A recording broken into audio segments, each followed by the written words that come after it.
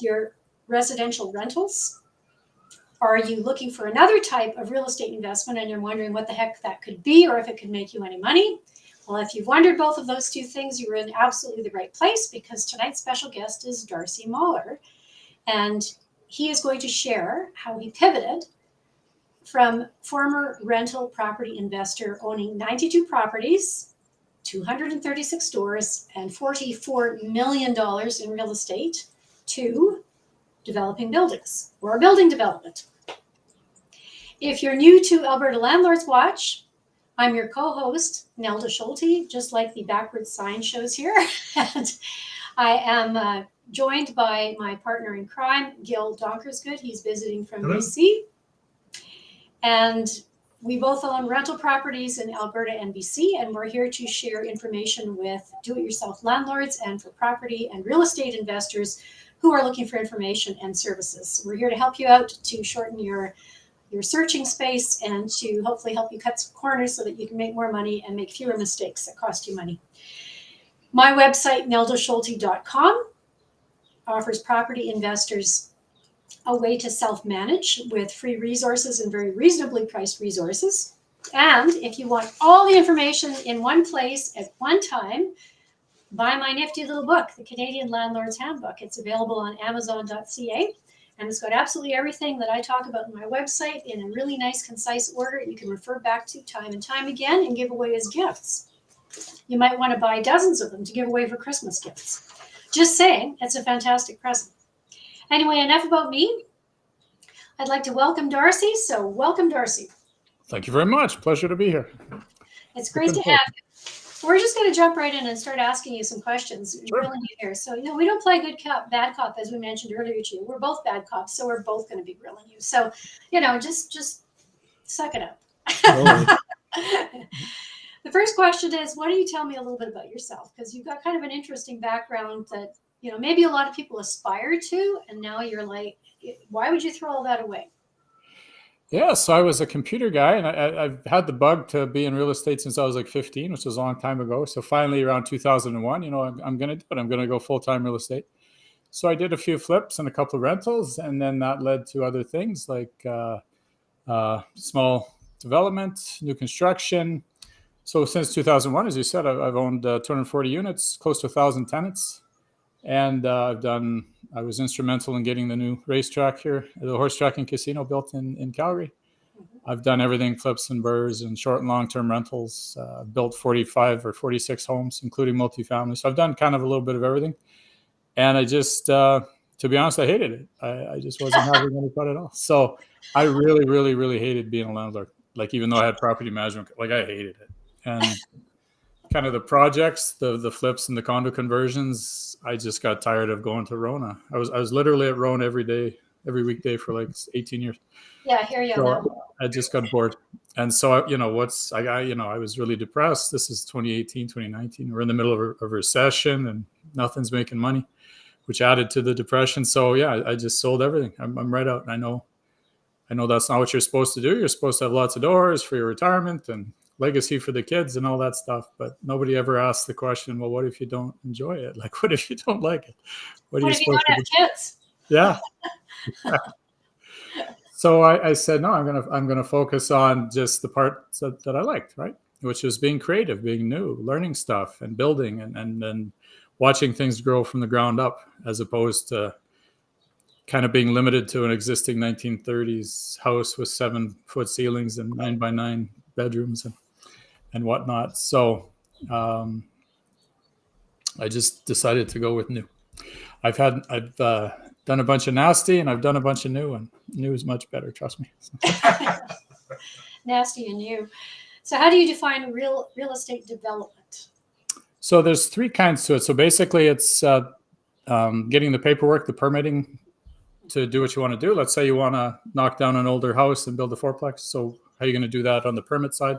It's called upzoning, changing zoning or density or entitlement. Then there's the land preparation, where you're getting land ready for a builder. So I always say, out with the old, in with the new. Mm-hmm. So you've got that old house there. Obviously, it's got to come down, driveways, sidewalks, maybe a fence, some trees. Get it back to neutral, in with the new. So that's maybe a retaining wall, probably utilities in the ground. And then finally, the last bit, the actual construction, that's where we take a service lot and build something beautiful on it. Nothing So, wrong with that. yeah, it's Yeah. kind of all those steps. So, what type of investor gets into real estate development? Me, like I wrote my course for me. So yeah, you're tired. You're tired of tenants and tired of hoarders and tired of, in other places they've got really, really bad landlord tenant laws, and they came up with this thing called cash for keys, where you're basically just paying your tenants to Yeah. bugger off, right? Yeah. So Yeah.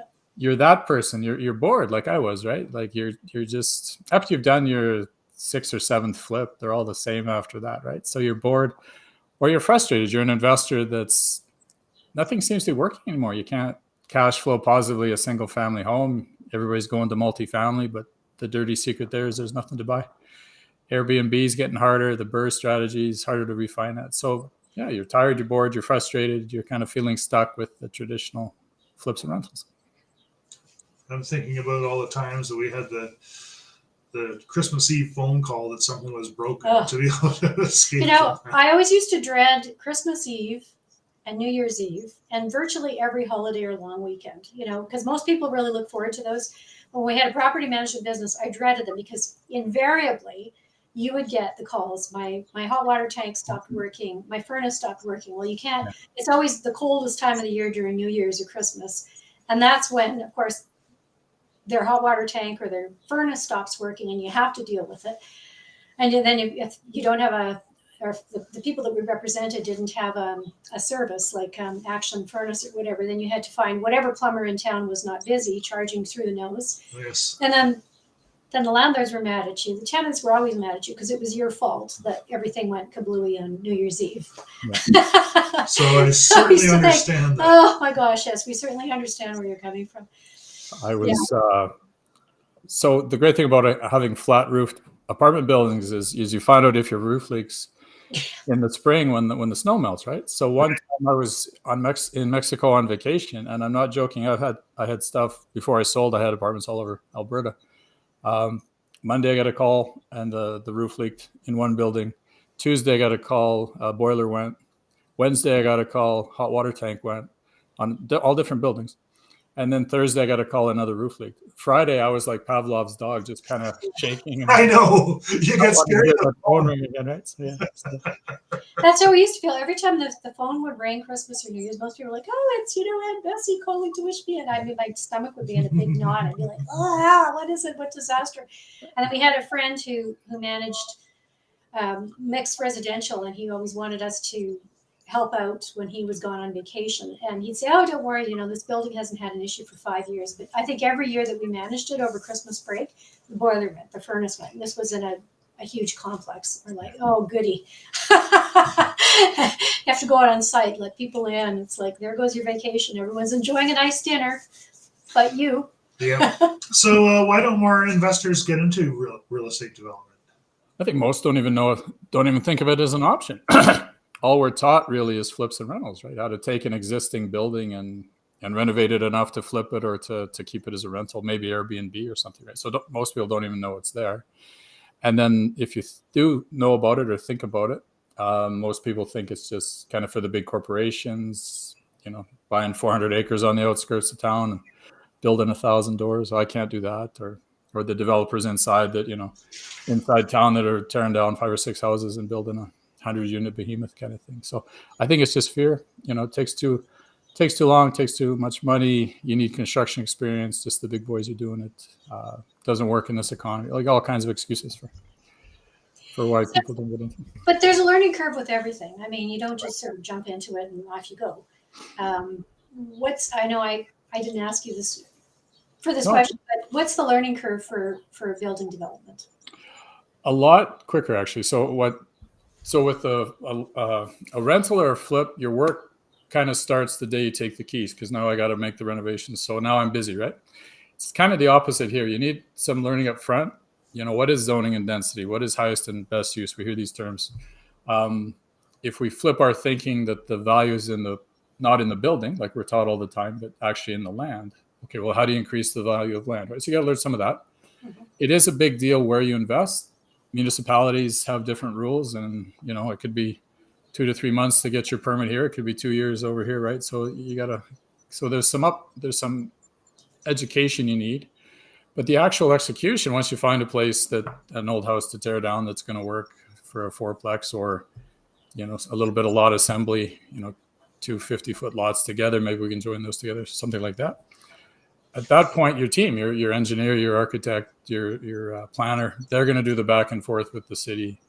If you're actually going to tear down the old house and build something, then your team's doing that as well, right? So I find it much more, it's a great return on time, because typically your returns are better monetarily, and much less of your time is taken, because we're going to tear down that house.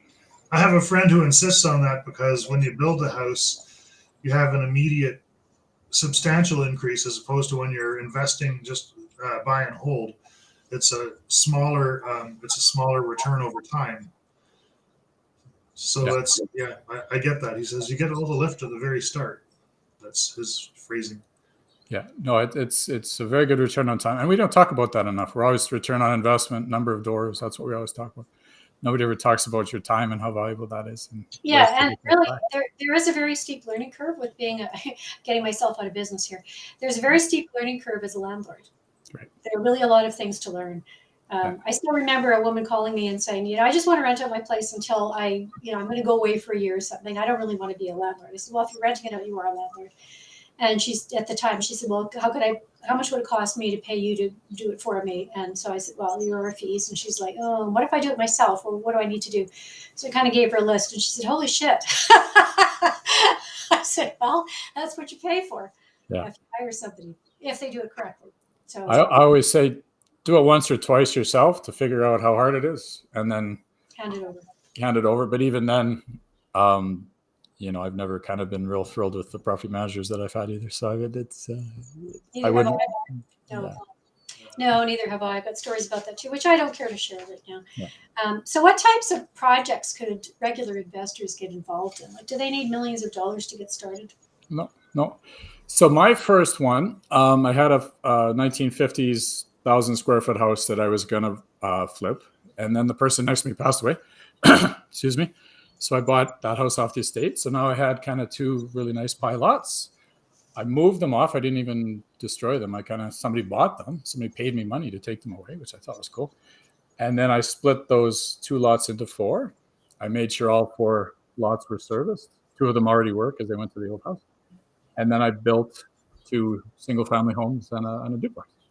And that was I'd done like 4 flips and a couple of rentals. So, I'm sure I'm right where most of your viewers are in terms of, so that's very, very doable for a first time.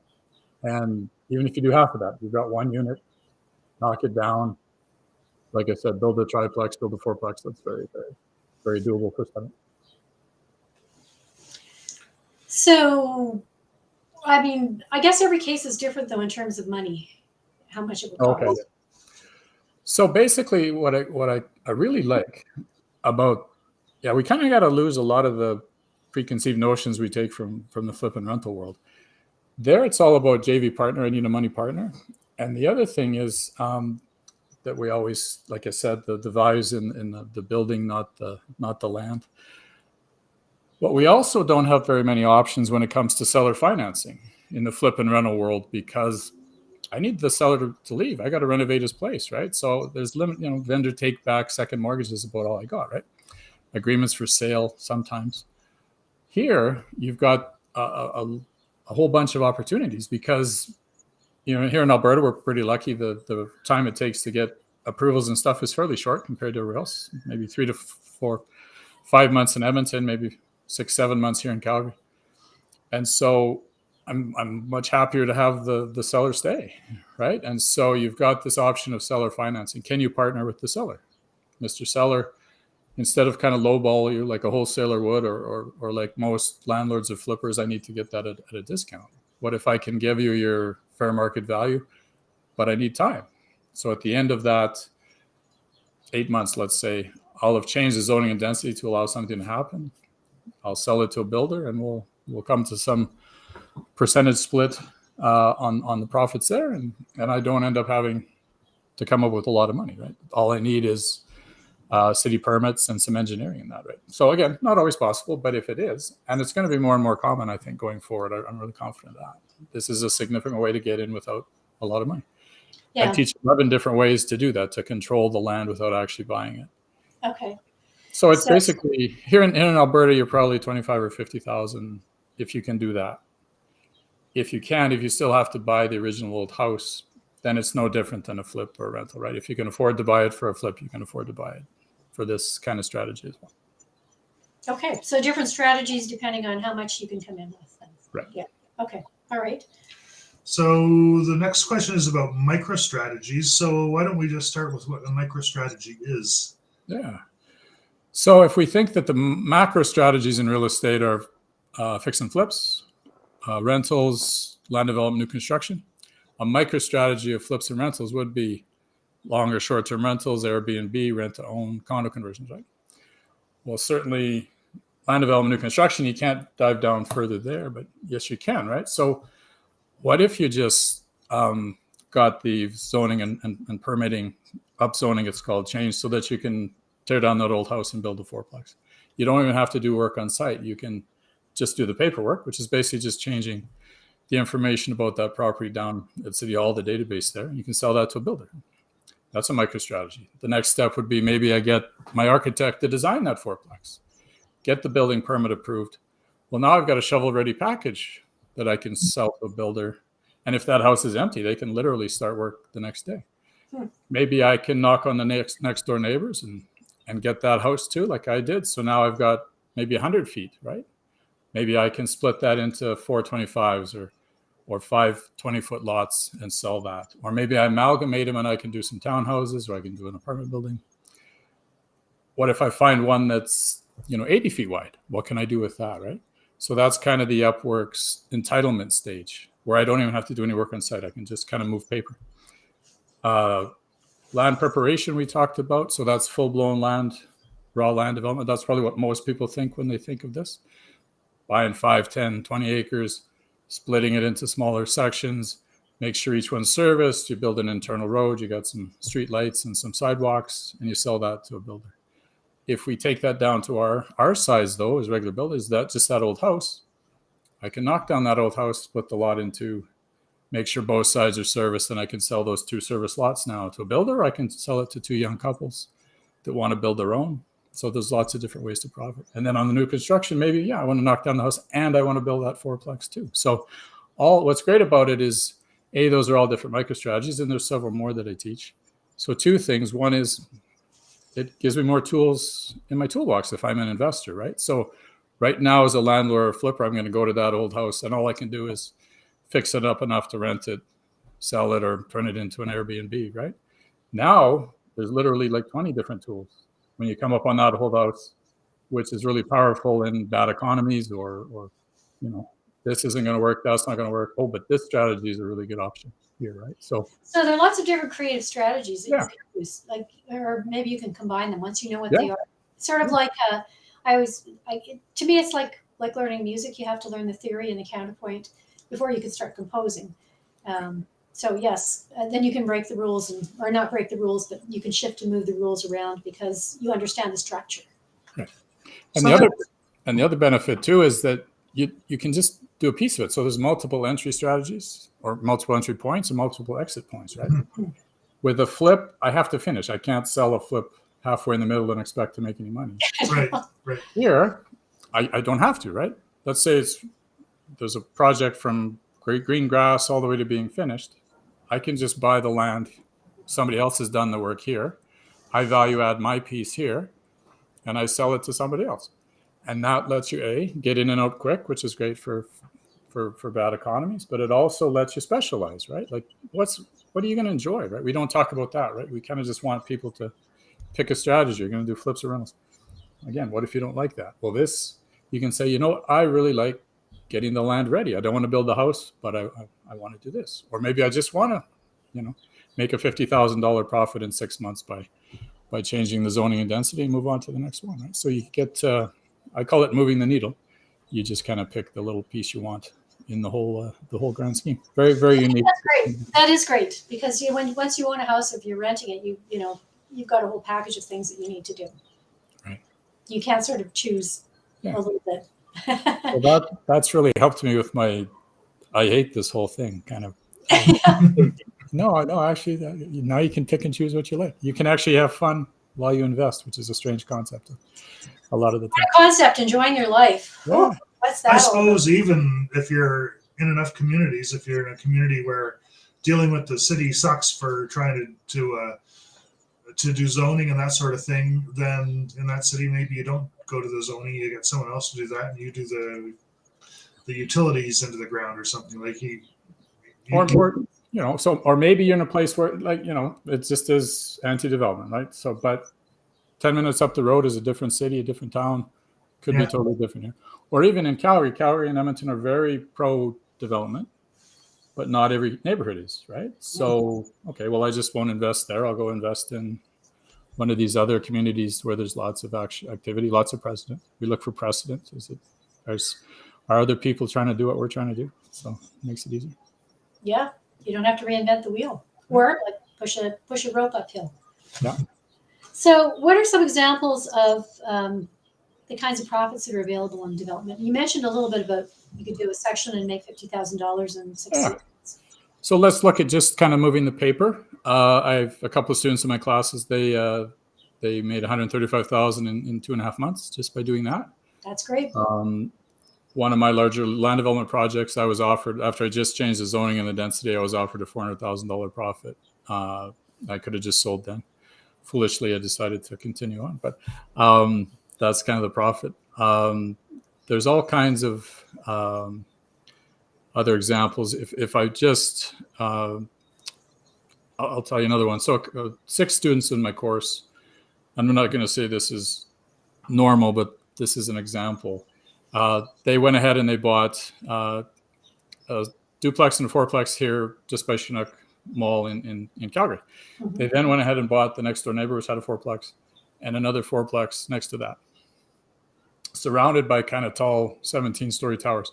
They're in the process of amalgamating those 4 projects or 4 properties into one, and getting approval on paper to have a 24-story tower. I saw that video. That's fantastic.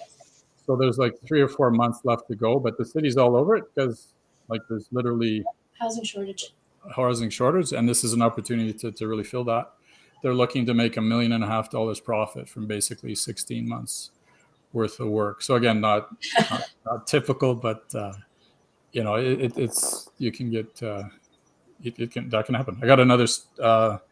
I've got a Facebook group closed for the group, and then I've got an open Facebook group. Somebody there had a win of $600,000 in 6 months in Ontario. So I mean, Darcy, can you make profits flipping paper? Yeah.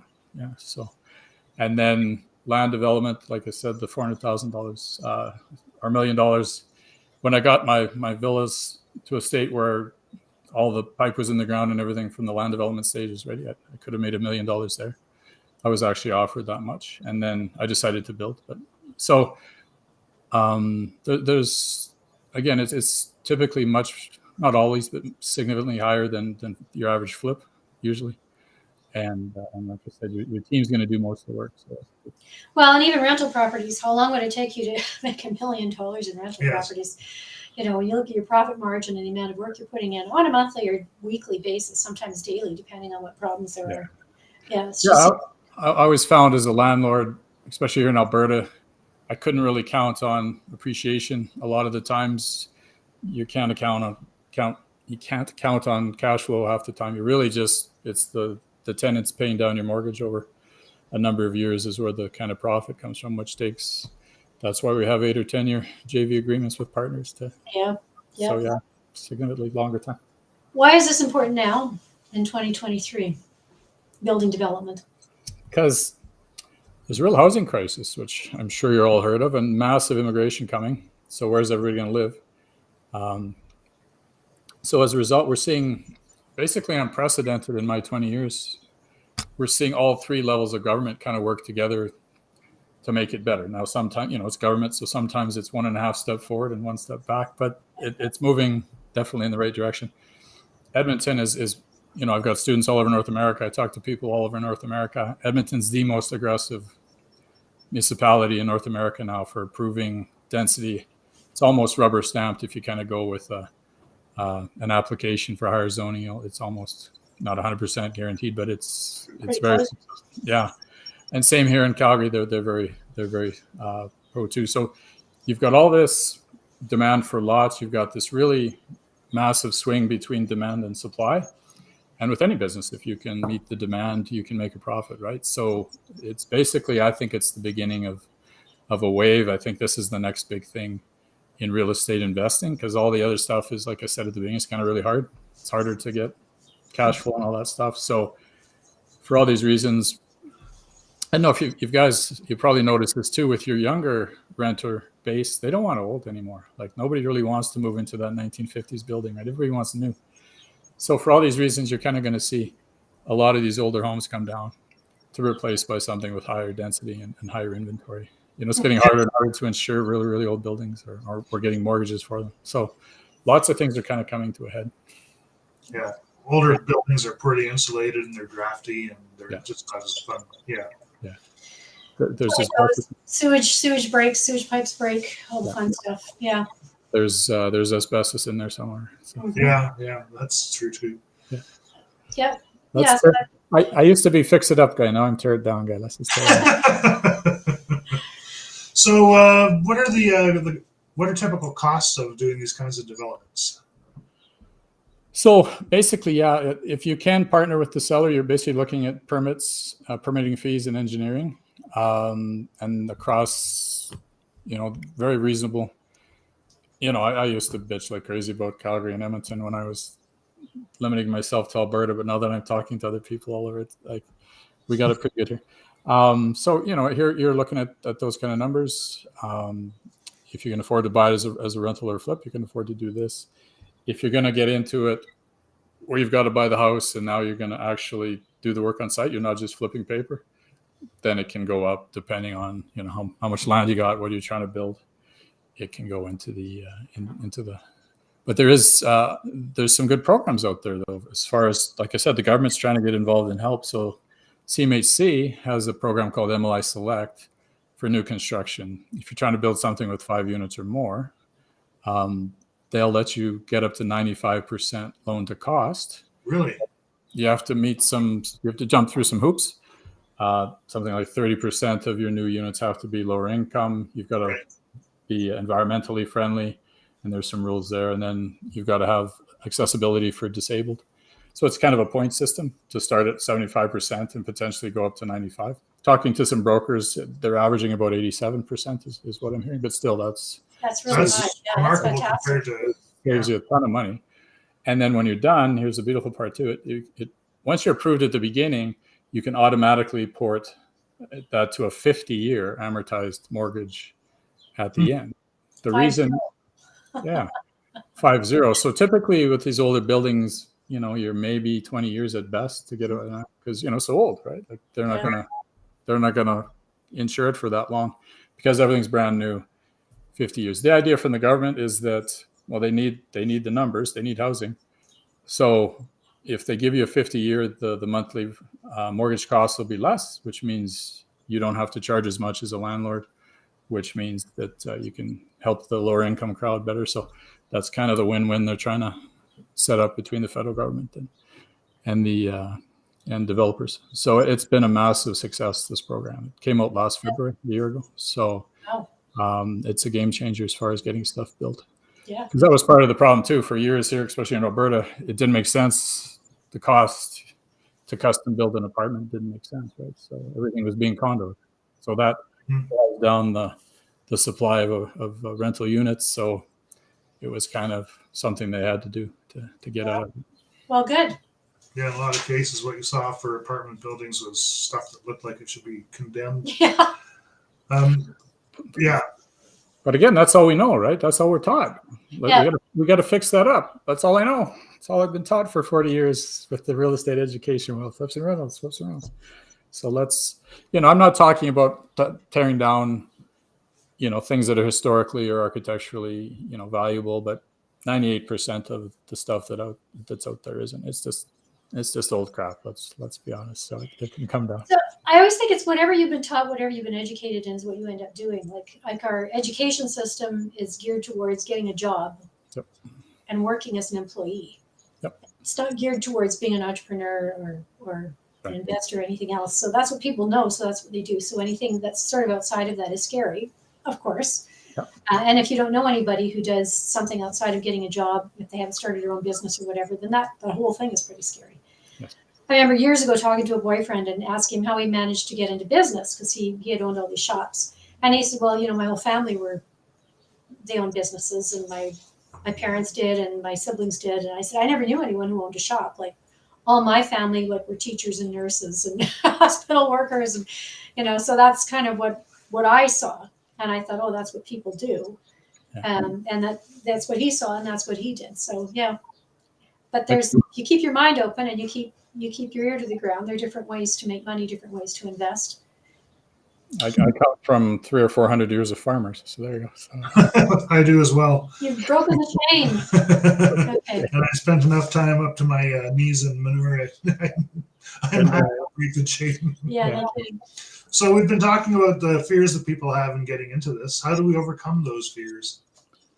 That's where the micro strategies really come into play. Because again, you're in and out quick. You can just pick the part you want. So the fear of the economy, does it work right now? Again, you're in and out quick. If you're in kind of a rougher time, we see lots of those in Alberta. You kind of learn, okay, that's what Alberta's taught me, is get in and out quick. And these different strategies are great for that. It's just for the big guys. Well, again, if we just come down to one old house on one city lot as regular real estate investors, we can do that. Like those strategies that I talked about again. You need construction experience? No, because your team, your civil engineer, your planner, architect, they're going to go back and forth with the city. And then you're going to hire a developer, hire a builder to physically do the work on site. We're going to back up a sec and step, and we're going to think like investors, right? How do I make sure I'm in the right place? What does that city want and need? Treat it like a business, right? What can my product be? My product either is a piece of paper, a service lot, or a finished product, right? So, you can do this because your team's going to do the technical work. It takes too long, again, in and out quick, costs too much money. We've explained a few ways where you can get in for a lot less money than you might think. So a lot of these micro strategies open up, having 20 tools in your toolbox versus 3 makes a big difference for how you can attack things in different situations and be really flexible.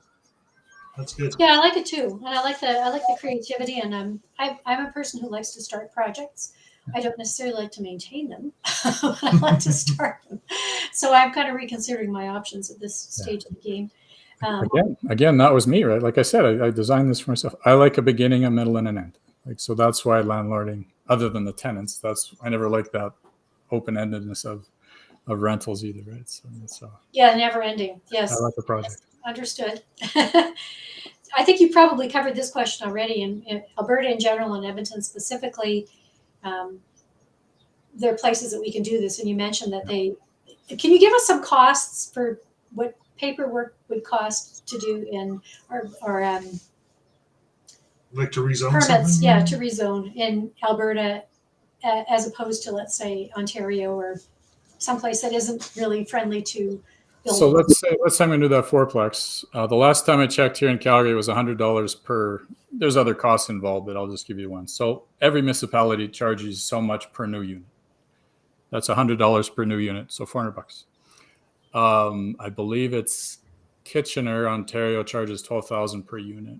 Oh, really? And Barrie, Ontario, I believe is around $40,000 per unit. Oh, so not only is it important for time, which municipality you pick, but also fees, right? Like that's a huge deal. That's amazing. That is amazing. But do you have any idea? I'm just curious for personal reasons. How much Victoria would cost? I don't know, but here's the story I tell about you got it, summer 2 months, summer 2 years. So Langford on the island, I talked Vancouver Island. So Langford's like 2 to 3 months to get your approval. Yeah. Qualicum and Qualicum's about 4 months, 6 months in there. Nanaimo's 8 months. There's Souk and East Souk, which are a year and a half kind of thing. And then Victoria's like 2 years. So, like I said, you can just drive half an hour up the road. If you don't like the way things are here, I'll just go over there. So Well, and if you go to Langford, you can see how modern, like it's been built. It's just been so well done. The fact that they've done this they've been developer friendly, and so a lot of companies, a lot of residents have moved into there. It's been a great formula for success. Yes. And maybe for sex too. Maybe. And then you kind of look at that, and you look at city council in Victoria, and you like, aren't you? Duh. and Souk, which is where I am. I don't know. I've been reading about the housing shortage for years and years, and reading more articles about. And I just think, does the government not understand that if they don't make things easy for us to invest and to build and to landlord, that there's going to be an even worse housing shortage? Do they not get this? Yeah. Some places do, and some places don't. And on the island, people are sleeping in their cars because there's not enough housing. So what happens is, this is a municipal thing, right? Like, it's municipalities that have the 10, 20, 50-year plans, and, residential is going to be here and industrial is going to be there.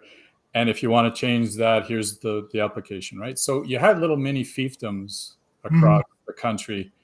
This is the only place in my life where I get to be important. So I'm gonna be strong here, right? And that's where you got the 2 months or the 2 years.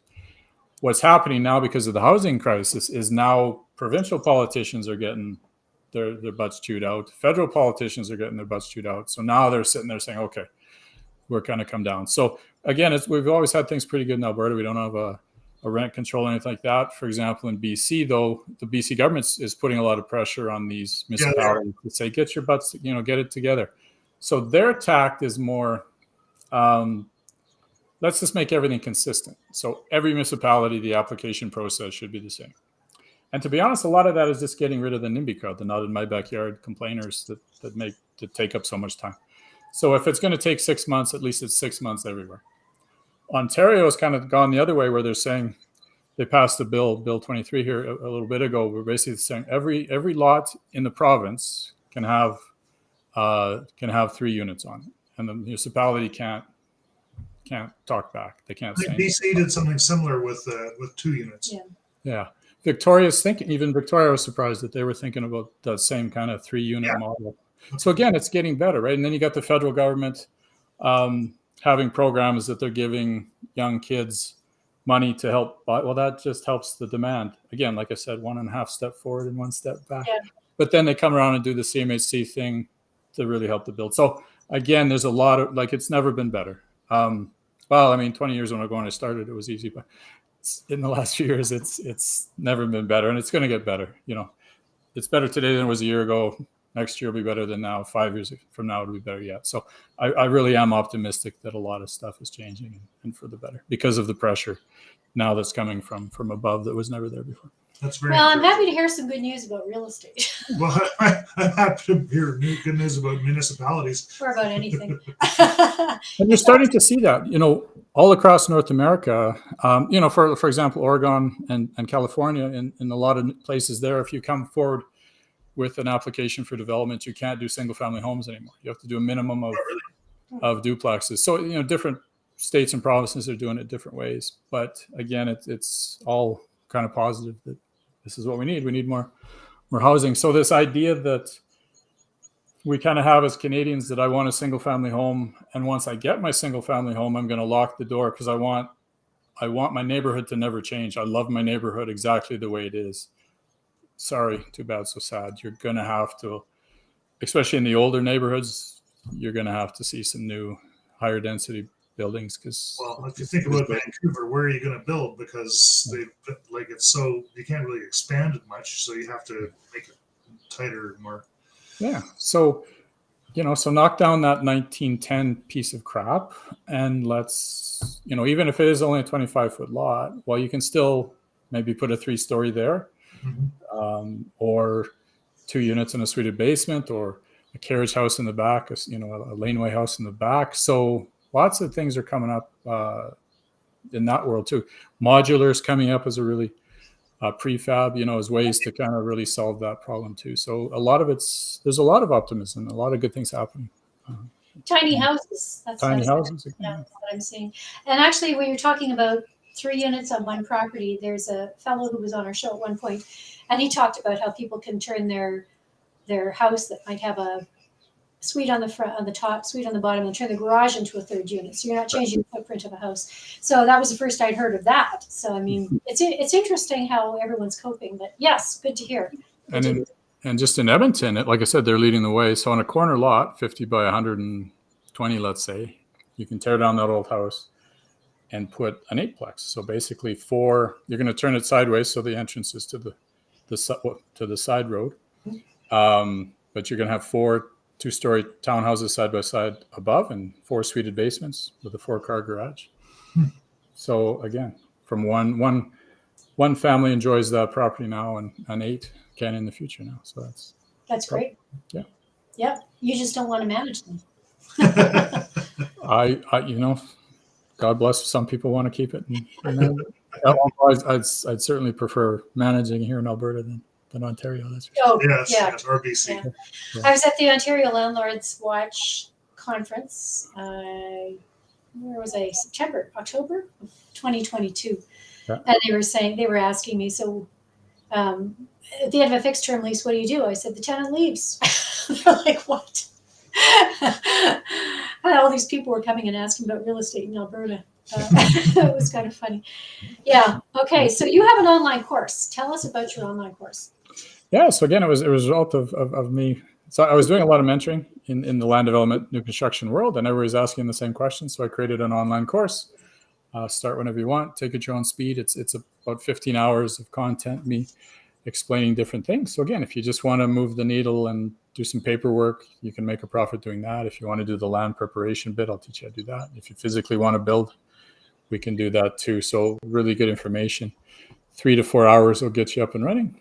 And then we've got a closed Facebook group. We were just, last month, we passed over the 200 student mark. So we've got 200 students all over North America. That's a really great size of network. So now they're learning together, as we saw. They're investing together. One guy, they're starting to do stuff now. So one guy, as we talked about Vancouver Island, he's bought land and he's in the development permit application stage with the city to build a 70-unit apartment. So if you wanted to build a larger apartment, you're not just leaning on me now. You can also access other people in the network, in the group, and go for lunch with them and pick their brain for a bit too. And then we've got, if you do need a little bit more hand-holding, every 2 months, we start a 5-week session with me directly where I kind of take the newbies and get them going and get them up to speed. This is what you really need to know. And the goal is that they're making their first offer in the first 5 weeks. And then as you go along and you're more progressed, every week we've got an hour of Q&A, which again, you've got questions or you're working on a project, specific answers, again, direct access to me. So lots of direct access and really good value for the value of the course. So a couple of things I like about that. Firstly, I like the hand-holding part, because whenever you start anything new, you don't want to be thrown out on your own. Right.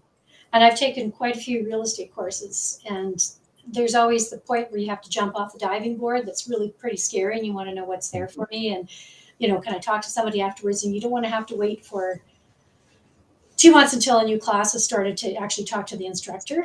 Yeah. So that's really helpful that you've got direct access, which is great. Also, a lot of times you don't want to go in on something on your own. So it's really nice. I've been watching a lot of Darcy's videos where he interviews the students, and a lot of the students have really good successes by partnering with each other. So they hadn't anticipated doing that when they took the class, but then they started talking to people and they realized they had a match, and then they started doing great things, like the people who did the 24-story apartment building. They decided to join forces, and look what they're doing. And these are not experienced people who have done building before. These are newbies, right? So there's another students group. One person's in Yellowknife, another person's in Ontario, and kind of the boots on the ground is here in Calgary, and they found an old house here in Calgary. They're going to knock down and they're going to build an 8-suiter. And so you've got that all across the country kind of chiming in. So that's great too, because you might not necessarily connect with people in your near vicinity, but maybe you connect with other people throughout North America. So it's good to know you've got other options. And the other thing too is I was a lone wolf all my investing career. I just had to do everything. You know, obviously I had engineers doing stuff, but the actual finding and on-site supervisor, I did everything, right? And I realized the errors of my ways later in life. So I really encourage people to join the course as a twosome, husband and wife, or business partner, or golfing buddy, whatever, or whatever, whatever. Like, so, and it's the same price, like a 2-for-1. So, because I think there's real value there. You know, you're strong where I'm weak, and vice versa. We can, you know, I love the hunt. I love finding the properties. I love being creative and designing them. I did the on-site super thing myself, and I was okay, but not great at it. I would have been much better to have somebody better at operations. You take care of that, and I'll just find the next. And so, yeah, 2-for-1 on that. It's I really encourage that. So what I'll do is Darcy very nicely sent me a link to his course. And so I will post that on the backlinks of the YouTube video, and I'll also post it on Facebook tomorrow morning. So for those of you who are watching, don't worry if you don't see the link right now, it'll come up tomorrow morning. Okay. And then, the high level overview of the course is, in a nutshell. Online, start when you want, take when you want. There's about 15 hours of video, but you'll get up to speed and actually start looking for stuff in 3 hours. We've also got 5 hours direct with me at the beginning, kind of hand holding, and then an hour a week after that for whatever questions you have. Unlimited lifetime access, so there's no stops in a year. We've got a really great network and community that we're building, as we've talked about. And so it's really, really great value. So if you want to get into this, if you're real serious about development, then you need this course. It's a really, really great place to start. That sounds excellent. So my last question, who is the course designed to help? You might have answered that already. It's designed to help you. You don't need any help, Darcy. Get out of the picture already. But me when at various stages of the last 20 years. So you're tired, you're bored, you're frustrated with the existing flip and rental world. It's just not working for you for whatever reason. You've had a dream about maybe doing something else and growing as a person, as an investor. You want to deal with new. You want to start with a blank slate. You want to be creative. You want to feel the pride when you actually finish that sixplex or whatever, that project from beginning to end. I can tell you, like I said, I dealt with nasty, I dealt with new. New's better, but the sense of pride you feel when you build something versus the pride you feel when you renovate a 1930s were indescribable too, right? I really want everybody to experience that at least once in their life. I can speak to that because I did build a house, and it's an incredibly profound experience. Yeah. When you're done, you stand back. So, you know, I did this, and we took the tour yesterday, and you saw my villa project. So 7 acres, 36 units. I did everything right from, it was greenfield, so we had to get the earth movers in and move the dirt around, put the pipe in the ground, internal roads, build the houses. I did everything. Even today, like 12 years, 13 years later, I drive through that, and I still get the greatest sense of pride to know that I did this. Like, yes, you should, because that is a gargantuan undertaking. Yeah. This exists on the planet because I did it, because I took a chance and wanted to see if I could do it. And I did. 36 people have beautiful homes because of the work you did. Yeah. So I didn't think this was possible either. A number of years ago, I worked for Calgary Economic Development, and I dealt with people. There was a fellow I dealt with who designed a system. It's called microengineering technology, and so they wanted to design a system where they'd be able to build over top of the subway systems in the downtown core, specifically the Bow Building, without destroying everything around it, without it falling apart. And so he developed a system that monitored frequency of vibration. And I said, it must give you a great feeling of pride to drive past these buildings and realize that you had an absolutely critical part in building. Like, this downtown landscape would not look like this had you not have developed that tool. And he said, yes, it does. And I said, because I drive past them and I feel proud that you did that. But I never thought I would think about building development. But since watching your first video, I thought, yeah, that sounds really pretty interesting, you know? And it's doable. You can do this. It is, like I said, it's not just for the big guys. Just take it down to our size, one old house on a city lot. There's so many things we can do with that as small investors, regular investors, that you can it'll transform your life. If you're feeling stuck with the existing flips and rental world, this is a brave new world, and we can all profit from it. Change your life. Change your life. Shifting your perspective. Yeah. Okay, I will include Darcy Marhler's link to his course on the backlink and also in my Facebook group. And I would like to thank you very much, Darcy, for joining us on this program and sharing this really interesting and fantastic building development with us, because something a lot of people hadn't heard of. I hadn't heard of until I was on a real estate forum where you were speaking, and I kind of put my antenna up at that point. Yeah. And Darcy also took Gil and I on a tour of some of the building developments, and he started getting us to look at buildings from the front and the sides and In a different way. in a different way. So yeah, and I do look at buildings differently now. I start looking at on a street, what's new and what's old in between, and what looks like it's ready to fall apart. And so it really it's sort of like, I watched a TV show many years ago where this guy decided he was going to sell Volkswagens, and all of a sudden he's seeing Volkswagens everywhere. This is like, I'm thinking about building development, I'm seeing old houses everywhere and opportunities everywhere. Right. And you'll see that too. It is exactly like, because psychologically we want to make sure that we made the right decision about that car. So we start seeing that car everywhere. Same thing here. You'll start to see development opportunities all the time. And you never noticed them before, but they were there. So. Yeah, and all of a sudden they jump out. So kudos to you for offering the course, for sharing all of this wonderful information for free. Yeah. And the course isn't free, of course, but I wouldn't expect it to be. But anyway, if you're interested in Darcy's course, as mentioned, it'll be on a backlink. And if you liked this program, please like it, and please share and subscribe to my YouTube channel, albertalandlordswatch.com. And of course, buy my book. Because if you own rental properties, that's something you need to know. You need to know how to manage them so that you can turn it over to somebody else and have your Christmas and New Year's free. So thanks again, Darcy, for joining us. And thank you, Gil. And thanks, Darcy, for the tour yesterday. That was awesome. Yeah, it was an awesome tour. And just to your audience there too, if you're in Calgary and you want to take the same tour, just DM me, and I'm happy to do it. Like, it's just one-on-one. It takes about an hour and a half, and you'll get to pick my brain one-on-one for a bit. So, and I love doing it. So yeah, feel free. Thanks again, and have a good night. Thank you. Okay. Thanks. I really appreciate this. Bye-bye.